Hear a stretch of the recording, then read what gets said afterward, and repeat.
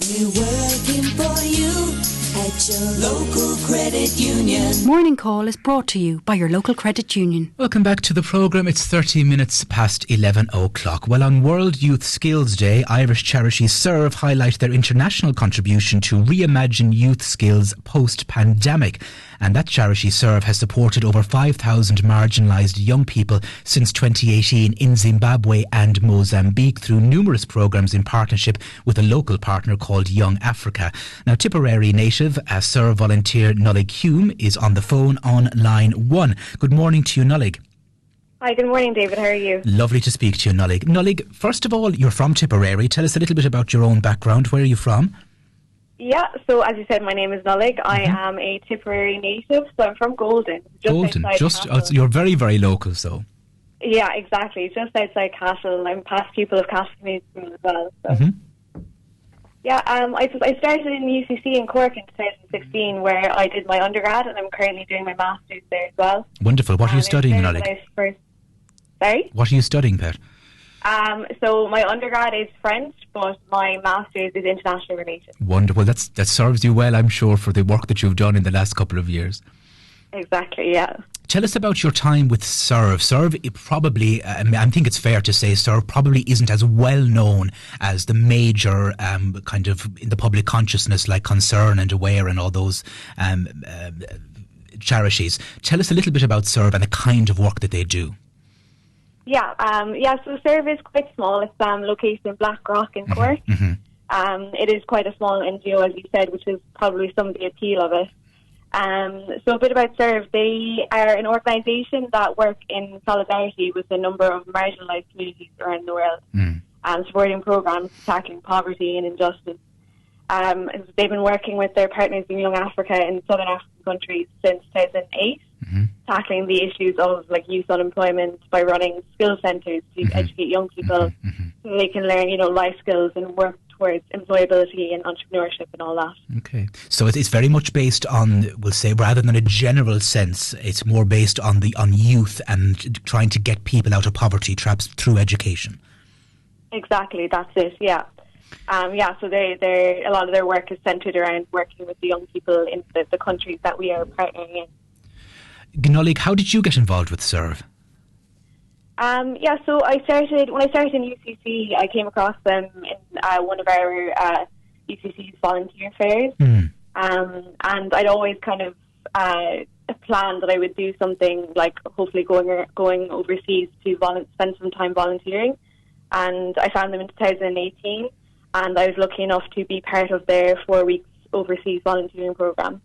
So myself and around 10 other Irish volunteers lived and worked in Young Africa Mozambique in their skills centre in Beira. Go on.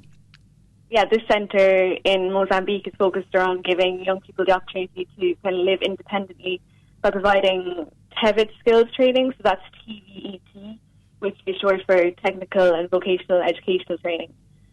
So again, providing young people with work skills as well as life skills.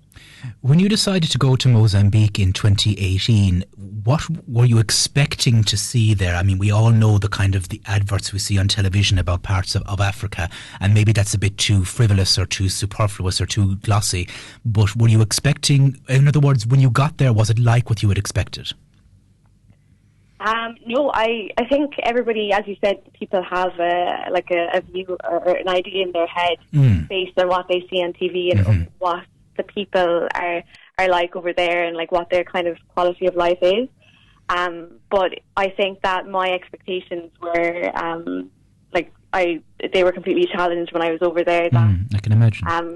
Everybody, it's such a great community over there, and everybody's so welcoming, but they are so content in where they are, and they make do with what they have, and yeah, they're like, we should never take that kind of image that's given to us as what the situation actually is.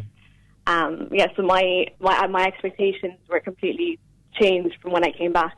What were the people like? I mean, I presume they're used to people from Western Europe and from the Western world going over and doing work with them. How did you find the native people? Not so much in where we were. They wouldn't. I think that we were. It's kind of at the group, the serve group that go over there every year is what they're used to. They're used to us coming over because, as I said, we've been serve have been sending volunteers or have been working there since 2008. So every July they send over a group.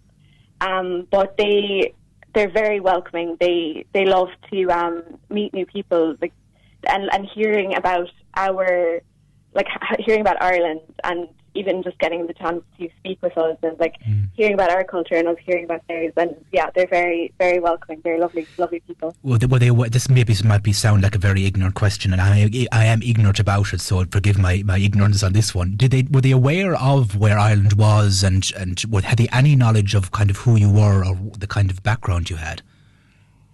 I think most of them, they wouldn't be able to point it out on a map, but when you tell them that it's near England, they get it then. Okay. Oh, well, it's a shame we have to be in England's shadow on this front.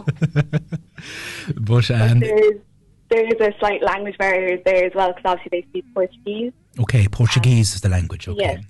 Yeah. How did you get over that? Did you have interpreters there, or was it a kind of a hodgepodge of kind of trying to assimilate languages and through gesture and that kind of thing, or how does that work? We were lucky enough to have two leaders with us who had quite a working knowledge of Portuguese. But as well as that, some of my fellow volunteers, not me now, but they had some level of Spanish as well, which you can kind of interpret. You can kind of get across your message. Yes, I understand. We found as well though that a lot of the time you don't even need to be able to speak to communicate with them. Like, I remember the very first day we arrived in, a few of the kids were out playing soccer on the pitch. So we just went out to join them, and there's no need to communicate with them. We're just playing a game. Wonderful. The kind of work you were doing in your time there, how long did you say you were there for? 2 or 3 weeks, was it? 4 weeks. 4 weeks. What kind of work did you do on a daily basis? What kind of things were you doing? What was your routine? So on a daily basis, well, we had fundraised money before we went over. So the typical day, I suppose, we were working with the construction students on the campus. We were building we built 3 buildings on the campus that we were working on, which would be used as accommodation and kind of for visiting, people that were coming to visit, to teach, that kind of thing. So that's where they would have been living. But then we were also working with other projects, like helping to build this ramp for the mechanics department on the campus. And then in the evening we were kind of having conversational English classes. So with the students that were living on the site as well. That was the kind of work we were doing, yeah. I imagine, and it sounds cliche to say this, Nollaig, but when you came back, it must have changed your worldview to be in such a radically different culture and thrown into the middle of it, and seeing the divide between ourselves, those who have and sometimes have too much, and those who have not. It must have been quite a shock to you, and you must have come back, as cliche as it sounds, thinking, wow, I'm so grateful for what I have.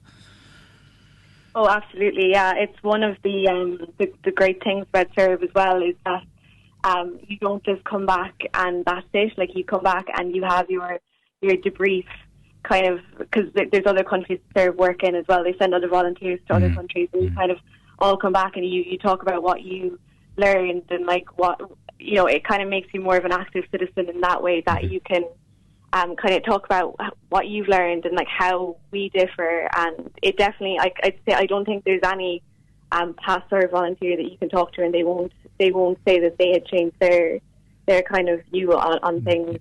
Your outlook, yeah. Yeah, exactly. Now, Serve, before I finish up with you, Nollaig, Serve, who are working with Youth Africa, they're beginning a new programme at the end of this year to benefit further 5,000 marginalised youth between 18 and 35 years before 2024. And this programme, as the press release says, will reimagine youth skills post-pandemic with local expertise. And people can log on to serve.ie for more information. I'm sure for anyone out there listening, you will be encouraging young people around Tipperary or anywhere in the country to get involved with this project. Yes, exactly. And as you said, just go on to www.serve.ie or even our Instagram page, Everybody Solidarity, and they can see everything. They can learn more in the other countries that we work in as well, and how they can get involved or even how they can donate. It's all there. They can learn everything they need to know is up there. And I presume if you are a person who wants to get involved but doesn't necessarily want to travel, you can be involved with Serve on a different capacity too, to help out. Yeah, exactly. We have various different, it's obviously with the pandemic, our overseas volunteering program had to be postponed. But in place, we've had various different virtual fundraisers. We've created this cookbook with recipes from service partner countries in order to raise money for our partners during the pandemic. But as well as this, we've launched a new program called Think Global, Act Local. This is our first year having it, but it's a way of reflecting on our volunteer experiences with our participants and outlining the importance of youth skills training in post-pandemic life. So there's various different programs ongoing that I'm sure that they could get involved if they want to do next year. Okay. Yeah. Nollaig, before I go, do you have any plans, maybe not immediately, but in the future to go back to Zimbabwe or Mozambique again? Oh, yeah, I would love to. I was supposed to be going over before the pandemic. Right, okay. Over the summer just gone. I definitely will be returning. I'm not sure when, but I definitely will. Wonderful. Nollaig, thank you very much for joining us. As I said, anyone can log on to serve.ie, even to make a donation. I'm sure you accept donations through your website. You can make inquiries, contact by email or Instagram or Facebook, or send an email or a phone call. And anyone out there with interest in that should log on to their website and take a look. And as you said, it would be a very worthwhile and life-changing experience. And thank you very much for joining us. We wish you the very, very best of luck in your postgraduate studies. So we hope that goes very well for you. And also with your work with Serve, you're a martyr to the cause. Thank you so much for your time this morning, especially for a local girl just out here in Golden in Tipperary town, or a local lady, should I say. Thank you so much for joining us, and best wishes to you. Thanks so much for having me on this morning, David. It's been a pleasure, Nollaig. Mind yourself and take care. You too.